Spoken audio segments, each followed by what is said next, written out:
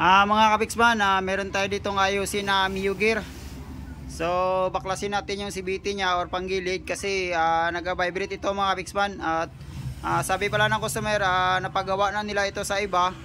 Tingnan natin mga kapiksman kung ano yung ginalaw dito. So baklasin natin yan mga kapiksman. So ito na yung laman ng CVT niya mga kapiksman, no? Maraming alikabok mga kapiksman, tingnan nyo. Flyball pala yung pinalitan nila dito mga kapiksman, pero hindi nila na cleaningan. So yun, no? Sobrang dumi. Ito yung kuha niya mga kapiksman, yung air filter niya, hindi rin nalinisan. So pinabili ko yung customer ng slider mga kapiksman. Ito yung kadalasan na pinapalitan mga kapiksman pag nag-cleaning kayo sa CVT or panggilid. Maluwang na kasi yan dito mga kapiksman, no? Yan, dyan yan na nakalagay mga kapiksman. Ito. Yan. So, at yung belt mga kapiksman, meron na ring damage. Pinabili ko na rin yung customer. So, cleaningan lang natin ito mga kapiksman. Tsaka mag-regrease tayo dito sa torque drive nya. Tatanggalin natin ito. So, ito, sa ngayon mga kapiksman, ito lang muna yung ayusin natin dito. So ito na yung belt na binili ng customer mga kapiksman. Ito pala yung luma mga kapiksman, no? Meron na kasi itong crack mga kapiksman. Yan yung indication mga kapiksman kung kailangan na palitan yung belt. Ayan, o, meron ng crack. At ito naman yung slider mga kapiksman, no? Pitch bike yung binili ng customer. Siguro wala siyang makita na yung original. So walang problema ito mga kapiksman, pwede rin ito. So naugasan na rin natin. Simbolin na lang natin ito mga kapiksman. Ito yung una nating simbolin mga kapiksman, yung torque drive nya. Tsaka ito. So ganyan lamang po mga kapiksman. Ipasok nyo lang ito. Yan. Tapos ikabit nyo yung lock mga kapiksman. Yung tatlong lock dito, isa, dalawa, tatlo. Ipasok nyo lang dito mga kapiksman. So ganyan po mga kapiksman, no? Pag nalagay nyo yung lock, lagyan nyo kaagad ng grasa mga kapiksman para hindi na malaglag. So dito naman sa kabila, lagyan na rin natin ng grasa yan mga kapiksman.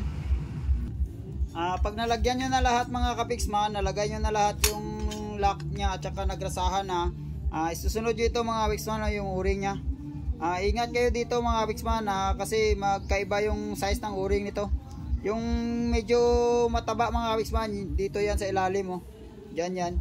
Tapos ito yung medyo maliit or manipis, dito yan sa taas mga kapiksman. Pag nagbaliktad kasi yan mga kapiksman, hindi papasok ito. Hindi yan papasok dyan kasi makapal ito mga kapiksman. Dapat sa ilalim ito. Ito yung manipis, dapat dito yan sa taas. Ganyan mga kapiksman, no? Yan. Pagkatapos nyan, ikabit nyo na ito mga kapiksman. Ganyan, no? Yan, ganyan. Pasok yan mga kapiksman. So ganyan na po yung itsura nya mga kapiksman, no? Yan. Sunod nito mga kapiksman, ito namang yung clutch shoe nya or yung clutch shoe ito mga kapiksman. Lagyan nyo muna yung spring, tsaka itong clutch shoe, tsaka itong nut mga kapiksman. Pasok nyo lang dyan. Yan mga kapiksman, nalagay na natin yung clutch shoe nya. At wag nyo rin kalimutan na lagyan ng grasa yung stick bearing dito mga kapiksman, no? Yung special na grasa mga kapiksman yung ilagay nyo, or yung high temp, wag yung ordinary mga kapiksman. So okay na tayo dito. Isusunod naman natin ito mga kapiksman, no? Yung bagong slider na lagay ko na. Yan mga kapiksman, no? Dapat masikip yan mga kapiksman. Ayan, no? Dapat masikip yan dito mga kapiksman, no? Yan. Ito kasi mga kapiksman, maluwang na. So hindi na to pwede. Pagkatapos nyan mga kapiksman, pagkatapos nyo malagay yung slider, ito naman yung flyball mga kapiksman. Ayan mga kapiksman, oh. Yan, ganyan yung paglagay mga kabiksman.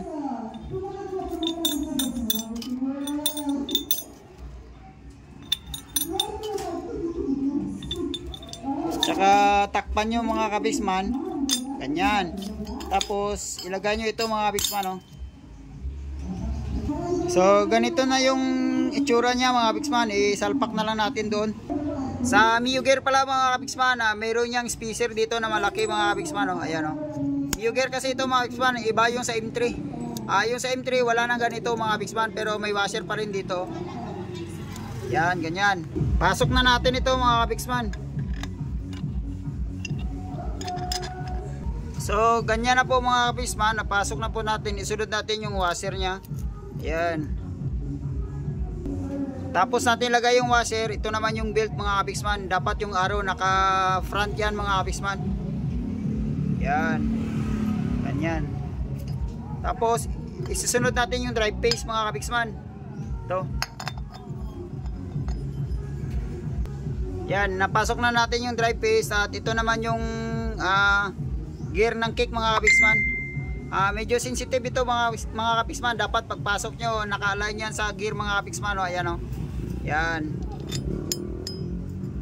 Dapat naka-align talaga yan mga kabiksman. Isusunod natin yung washer nya.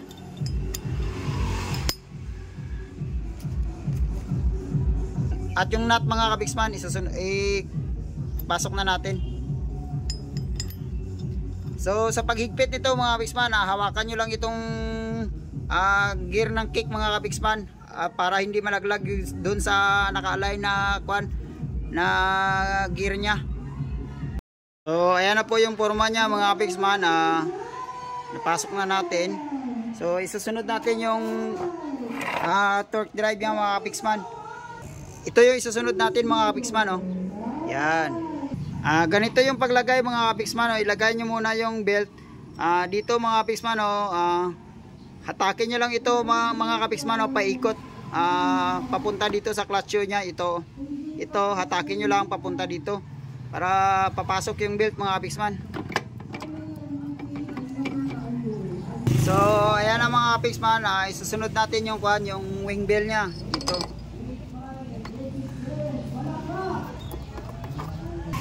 So ayan, napasok na natin. Lagyan natin ng nut. 24mm ito mga kabiksman, yung nut nya. So ayan na po mga kabiksman, subukan natin pandarin.